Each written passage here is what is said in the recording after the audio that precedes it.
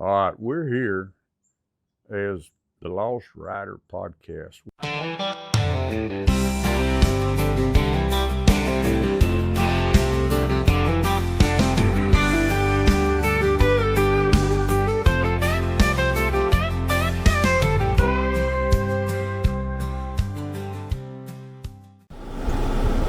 Good morning and welcome to this weekend's edition of News from the Camp House, listening post of the Texas Sportsman Association. This is Herman Brune, and this week's edition is also brought to us by the Shaw's Bend Social Club, country club for folks who don't have a country club. All right, tell you what, we're here this weekend. We're doing an update, a follow-up on the screwworm situation. We're with Greg Buenger. I'm going to let Greg, how you doing this morning? I'm doing good, Herman. We talked about this a while back. I don't remember how long it was, maybe a year ago, right? Well, it's been a while back. I don't know whether it's been a year or not. I know it's been a while. And I also know that in just the past week or two, there's been some Senate hearings about this. There's been some movement on it. We need an update. We need to know if everything's going to be all right, what's being done.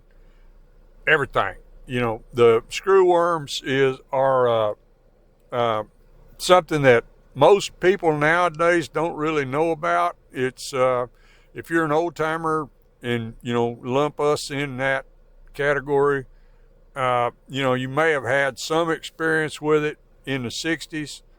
Prior to that, it was people just don't understand how horrible screwworms can be. They can decimate wildlife. They'll really ding the hell out of a cattle industry that's already struggling and has low numbers.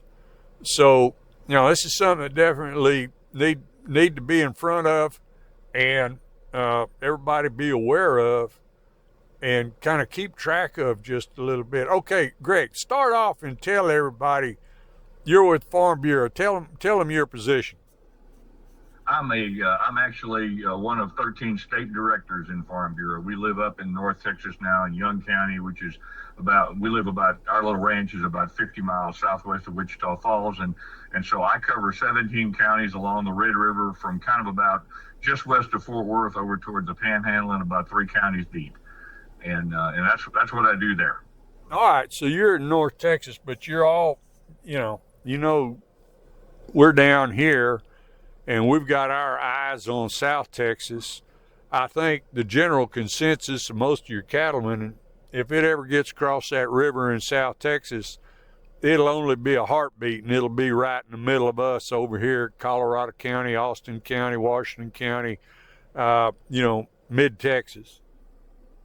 Yeah, you bet you. So what I'd like to do, Herman, is first of all, I'd like to contrast the screwworm situation that we're dealing with now with the screwworm situation when you and I were pups back in the 50s and 60s, and the difference of the dynamics of it and how I see it playing out then versus now. And then I'll go over a little bit about I go over a lot if you like about the treatments in place, the preventions in place, the plans in place, all those kind of things, and maybe ease some minds and certainly educate some people. So yes, sir. So first of all, I was around back then, and screwworms. Here's the truth, and we talked about this last time. We've always had screwworms. It's only the last 50 or so years when we haven't had screwworms here.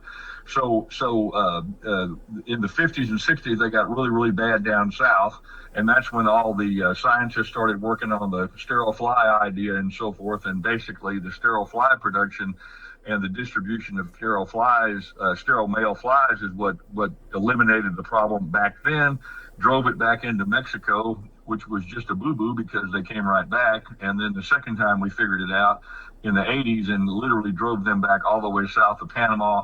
That's a story that we discussed last time.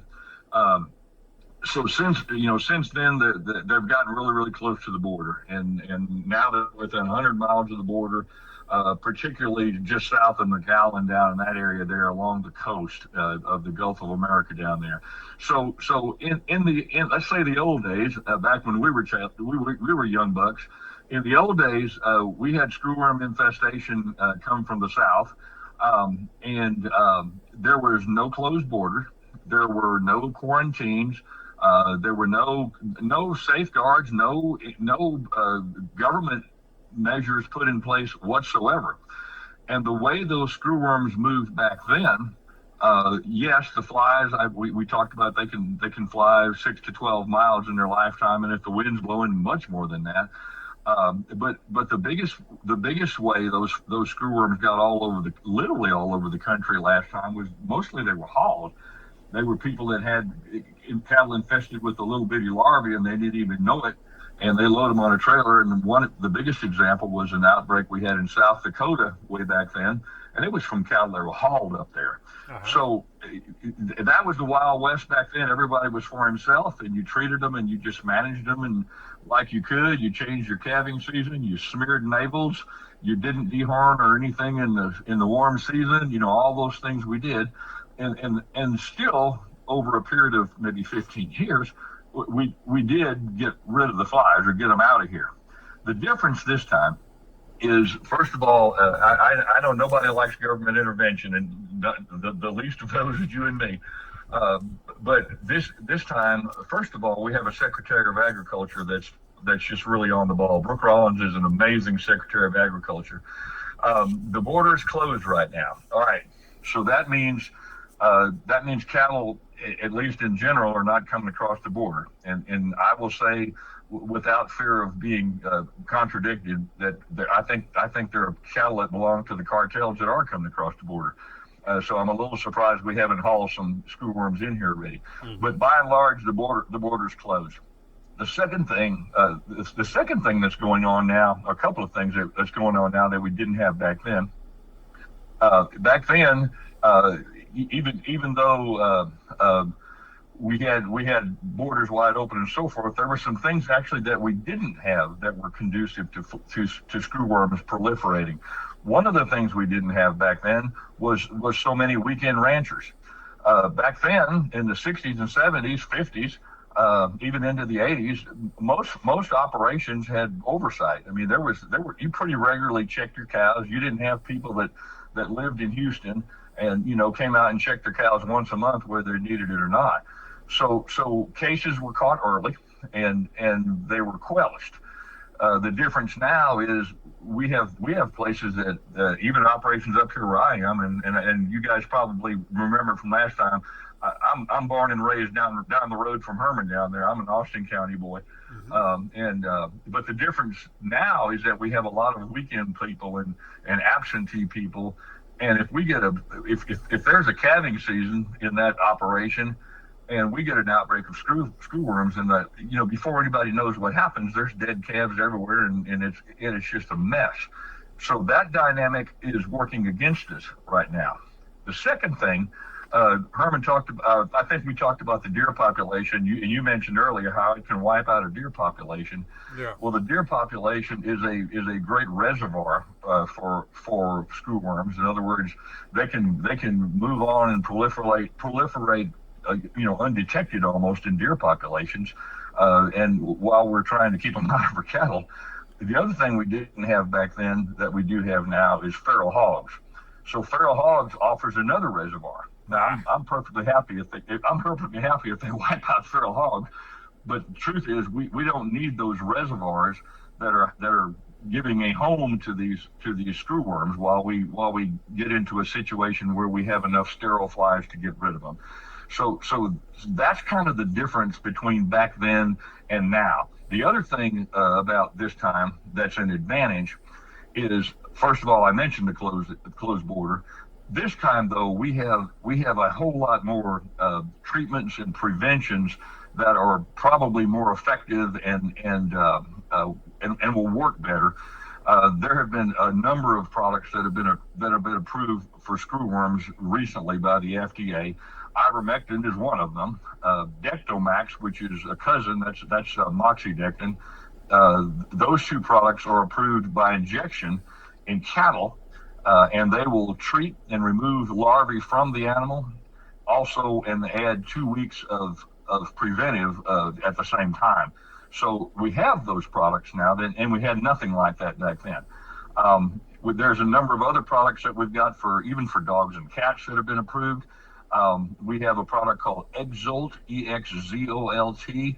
If you guys are out there have dogs and cats and you've ever used Bravecto, that's a flea product. That's a topical flea product that lasts 3 months to prevent fleas and ticks, as I recall. It's been labeled to prevent and treat screwworms in cattle for 2 weeks. Now that's because it's been tested to prevent them for 2 weeks. My gut tells me longer, but my professional degree won't allow me to to tell you with certainty it'll treat them longer. But anyway, those are promising. So I think basically what I'm saying is we had some disadvantages back then in terms of surveillance, and I mean, again, like it was the Wild West back then.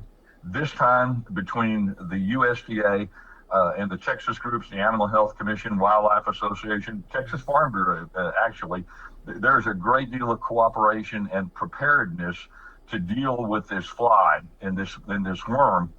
And I've talked to these people. In fact, I've sat down with Brooke Rollins a couple of times. One of my advantages to being on Texas Farm Bureau state directors is we go to Washington, we go to Austin, and we get to talk to those people directly.